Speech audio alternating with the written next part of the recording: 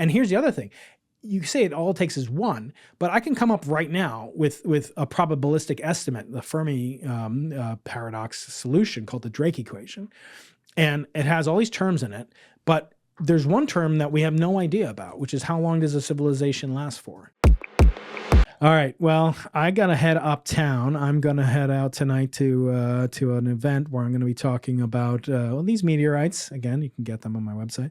But next time I want to talk to you about something really cool. Because my next book is going to be about this magical person who brought me to New York City this time, Jim Simons. So Jim Simons was kind of like my scientific godfather, mentor.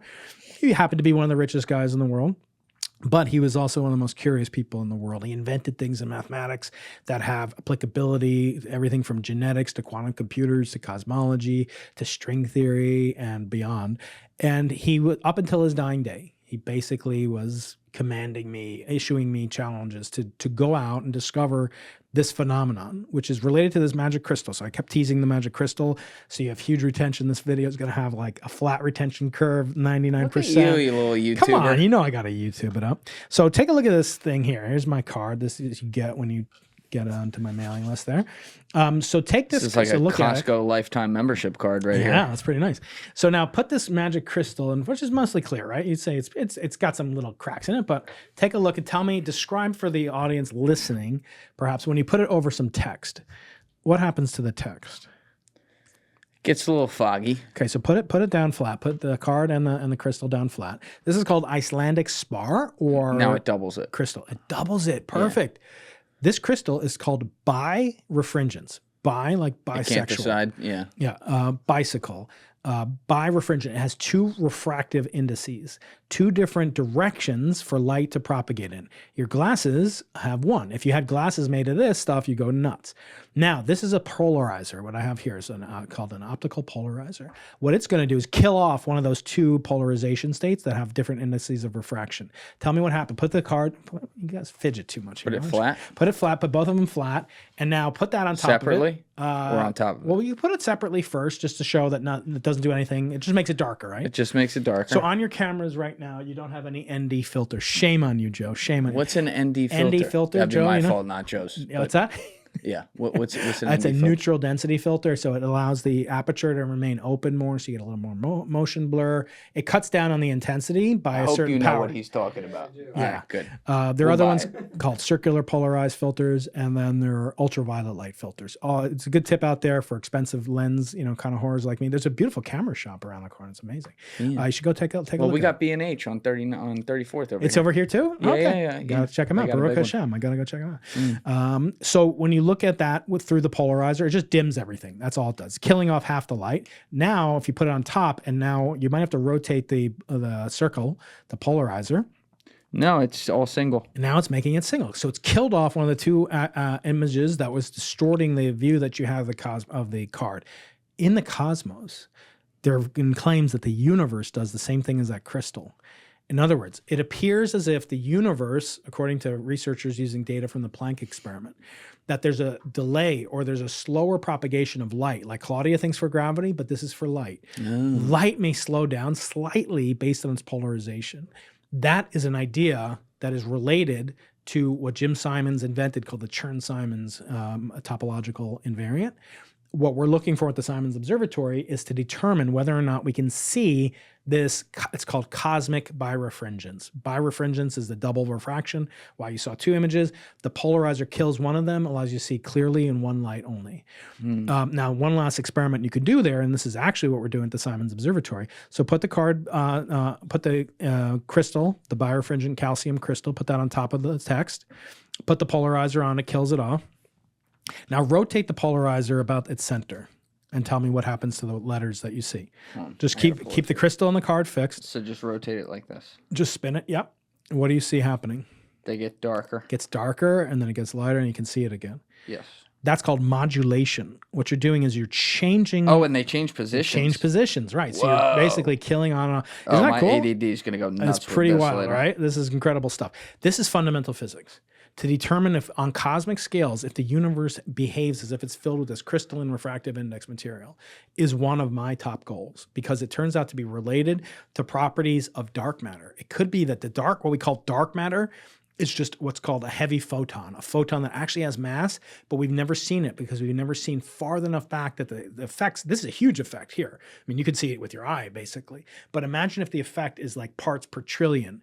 And we've never been able to look far enough into space until now at the Simons Observatory. So this, one of the goals of Simons, the one I'm most interested in because it was the one that Jim Simons thought. This is a guy who had a mega yacht, had a G650. He was a hedge fund guy, right? He had started a hedge fund and he had run it and most successful. Then he pivoted. So this is his career. He's a mathematician. He's the first chairman of this SUNY Stony Brook math department, which is where he hired my father. And so they were colleagues, and that's how I got to know him.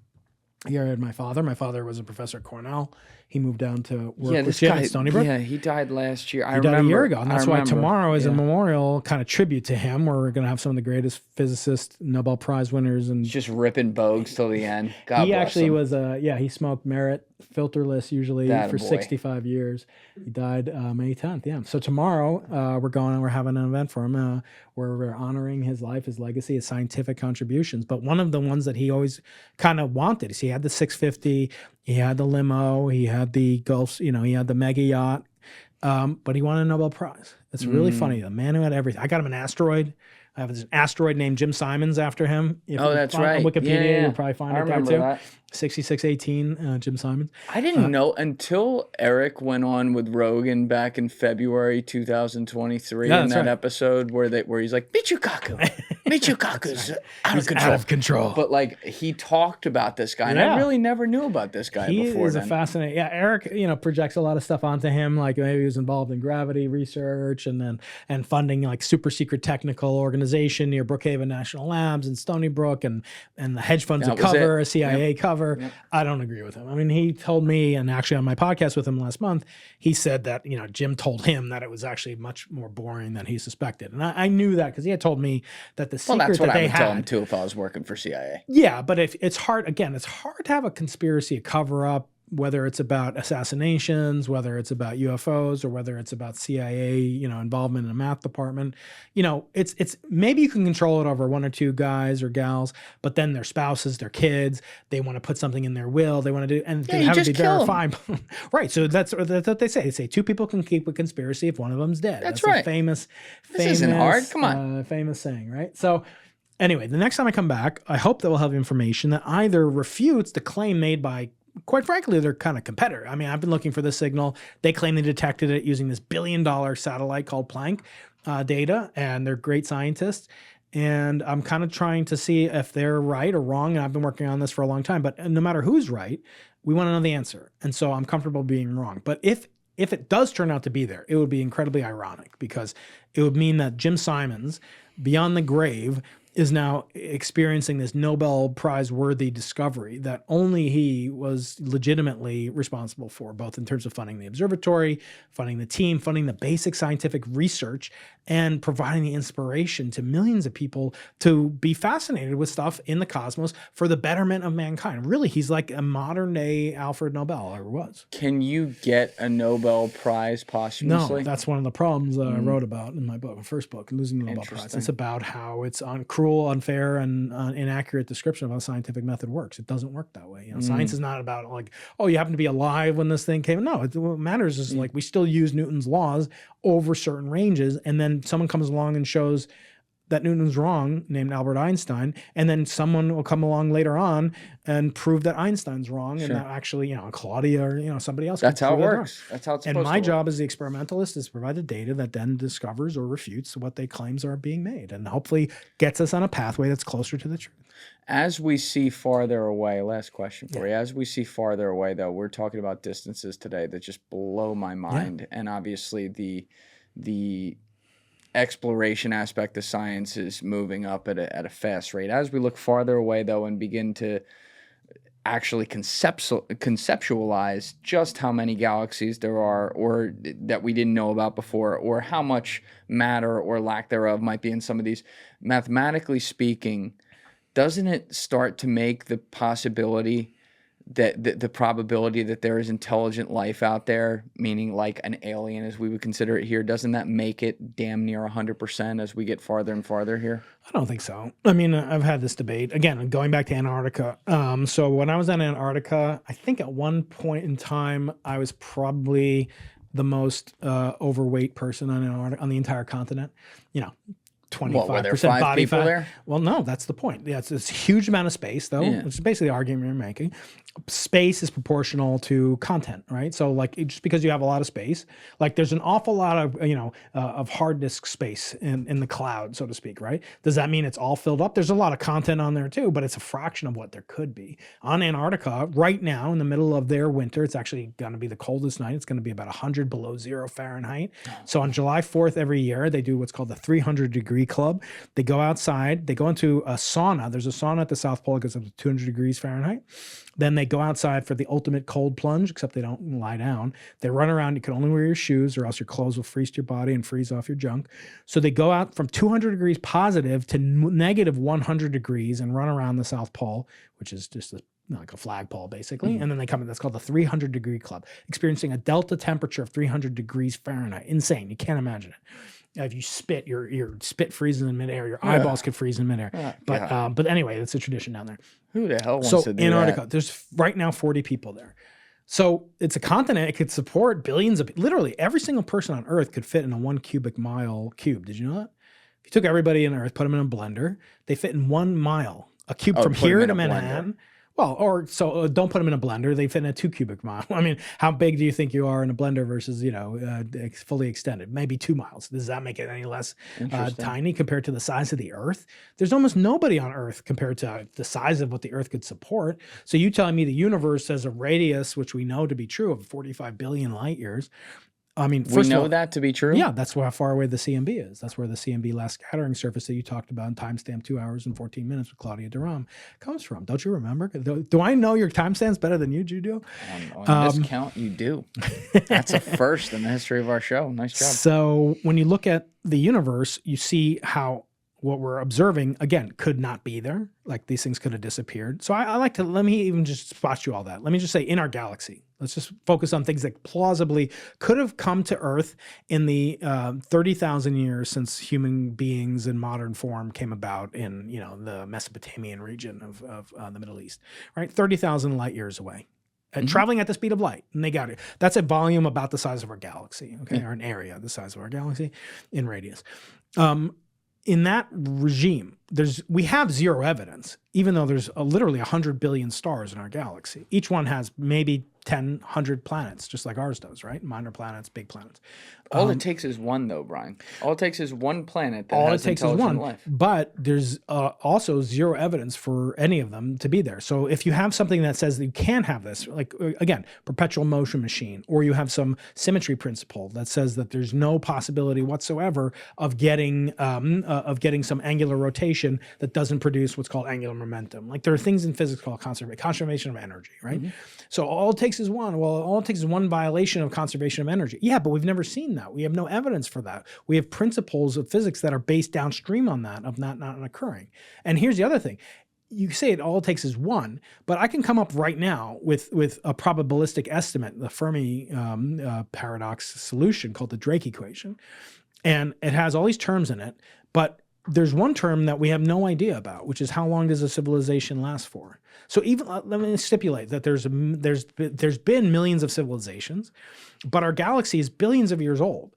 So that means if each one doesn't last for more than 1,000 years, which, I mean, what would you put the odds of humanity existing right now in 2025 for another 1,000 to 10,000 years? The odds? Yeah. At 1,000, I'd say the odds are excellent. At 10,000, it gets dicey. I think Musk would say the odds of 10 years from now is pretty low, or else why would he put all his money into it? If you told 10 Elon, years? Well, why is he building rockets on a time scale to get to Mars in 2035? I know, but that seems a little doomer. 10 years is crazy. Oh, You're so talking about 20 years. civilization collapse? He obviously thinks that there is some urgent reason to go to Mars now. Rather, look, if you try to invent the iPod in 1985, you probably could have. I mean, there were hard disks back then. There were certainly Walkman. I had a Walkman probably before you were born. And so you could have put one together. It would have cost $1 trillion, right? But if you waited until, okay, now they shrank down to 1-inch diameter disk drive that could fit 1,000 MP3 files, and you waited for the MP3 compression algorithm to be invented, now it's much easier for you to invent the iPod, right? So why do you don't want to do things now? In fact, Steve Jobs famously said, like, I don't give away money now because if I give away $1 now, that's $100 I don't give away when I die. And he gave away all his money when he died. And some people think that's illegitimate, and some say it's not a good way to give charity. I'm not going to comment on that. But the point is, it's always easier, it gets faster. Moore's Law, just think about Moore's Law. If you try to invent an iPhone today, you could not do it. I mean, an iPhone 100 years ago, you couldn't do it. But if you wait 200 years, it'll be like, we literally do things in our lab classes that won Nobel Prizes 50 years ago. In other words, technology, instrumentation, analysis, compression, algorithms, computing, all these things are going to make things exponentially easier. So why not just wait? The answer is he doesn't think we're going to last that long. He legitimately thinks we need to get to Mars and back up the hard drive of consciousness in the next decade or 2 decades. Now, you can argue with that, but it's certainly not, you couldn't convince me that he thinks it's 1,000 years from now, meaning that he doesn't think consciousness, the flicker, will be not extinguished 1,000 years from now. You seem to be more optimistic. I'm not going to argue which way or another, but the point being, you have to make this estimate. But the fact that you and I can't really agree on it, he maybe disagrees with both of us. The fact is, that just points to the fact that even if there was a technological civilization with opposable thumbs that can make an iPhone, that can make that we don't know how long they could last for. They could last for a year, they could last for 1,000 years, but they probably don't last for millions of years. So they're either there, they were there and they're dead, right? Or they're coming in the future, right? After 1 million years more of evolution, and maybe they're watching us or doing something else. But just the mere fact that space is big has no bearing on the probability of life existing elsewhere, on let alone technological. I would say if that's the only variable you're looking at it through, that would be correct. However, when you start to look at the existence of these other stars, and then you consider what we don't even know about our own planets in this little solar system right here, and now extrapolate that across, I'll just say thousands, but it's probably more, thousands of other solar systems that could exist. Again, that's where it starts this to is get like to me, I've heard this argument many times, but it's kind of like a gambler's foul. Like, okay, so it's only worked here, but it's got to work somewhere else because so much time has elapsed and the universe is so big. But all those things, if I told you this, we wouldn't be here if Jupiter wasn't about the size that it is right now. We wouldn't be here if the moon wasn't exactly where it is with the exact same size that it is. Forget about us going to the moon, okay? So, and now you ask the probability, how many different things are responsible for our existence going back just in our solar system? So like the position of the moon, the size of the moon relative to the Earth, the size of Jupiter and the other outer planets, that there aren't other ones. Most stars in the galaxy are double stars. We don't have a double star. That makes things easier for stable orbits to develop, and so on. And we also were hit by a massive asteroid called Theia back about 4.5 billion years before. That's where this asteroid fragment, the meteorite, comes from. It comes from that huge collision of the pre-existing solar system. If that occurred after, say, the moon had formed, we wouldn't be here. The moon wouldn't have formed, and probably would have been obliterated the Earth-Moon double planet system. If the comet that hit the Yucatan Peninsula, killing off the dinosaurs, if that occurred before the asteroid that hit the Earth or pre-Earth that formed the moon, if that happened before and didn't kill off the dinosaurs, we wouldn't be here, right? Because the dinosaurs would have outcompeted us. That's and we couldn't survive. So all these different collisions. And lastly, there are things called the comets that provide the water on Earth's oceans. If those came before Theia or before or after the dinosaurs, wiping asteroid, we also wouldn't be here. So there's 3 different types of collisions. They had to happen in exact right order. They had to occur in the exact environment of our solar system, when afterwards there were, before which there were oxygenation of microbes, and afterwards there were prokaryotic or eukaryotic cells that had cellular membranes. All these things, any of them change in order. That wouldn't have, now this could be used and distorted as an argument for God or design. I don't think that's relevant. We're just talking about life, intelligent life, all these variables. Just take 10 of them and say each one has a part in 1,000 of occurring, which I think is very low. I mean, the odds of the asteroid hitting the Earth, proto-Earth, and forming the moon coming before the asteroid that killed the dinosaur, that's like 1,000,000,000,000 to 1 odds, but let's just call it 1,000 to 1 to make it as favorable as possible for you. Now take 10 different things: size of Jupiter, distance of the moon, formation of the moon before the formation of the dinosaur killing asteroid. Get 10 of those things. Each one is a part in 1,000. You get 10 to the 1 over 10 power. So you take 1 over 10 to 10 to the 30th power. 1 in 10 to the 30th. There's only 1 times 10 to the 24th stars in the entire observable universe. Yeah. In our galaxy, there's 10 to the 12th, or at most, stars in our galaxy, maybe 10 to the 11th. So now you take those, that means it's 1 in a trillion odds that we're here. Okay, so that we are not alone. So these are just, I mean, astronomical numbers. It's very hard to multiply large numbers by almost infinitesimal numbers. You can get any answer you want. And so because of that, I don't like the argument that, oh, space is very big and therefore there has to be life. There's no evidence for that. It sounds good, feels good, but doesn't pay the bills. There's a lot to dig into there, but I know you got to leave, Dr. Keating. Chapter 3. We will definitely do When that you're in at chapter 2 million. 3. Yeah. I like the way he's thinking.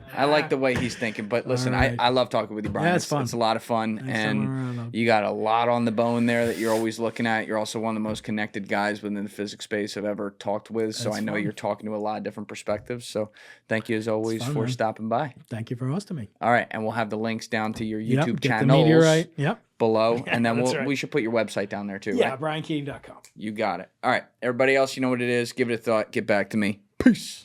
Thank you guys for watching the episode. If you haven't already, please hit that subscribe button and smash that like button on the video. They're both a huge, huge help. And if you would like to follow me on Instagram and X, those links are in my description below. Thank you guys for checking out this clip. If you haven't already subscribed, please subscribe and hit the like button on this video. It is a huge, huge help. And if you'd like to check out this clip's full podcast episode, that link is in the description below or right here. And finally, you can follow me on Instagram and X by using the links in my description below.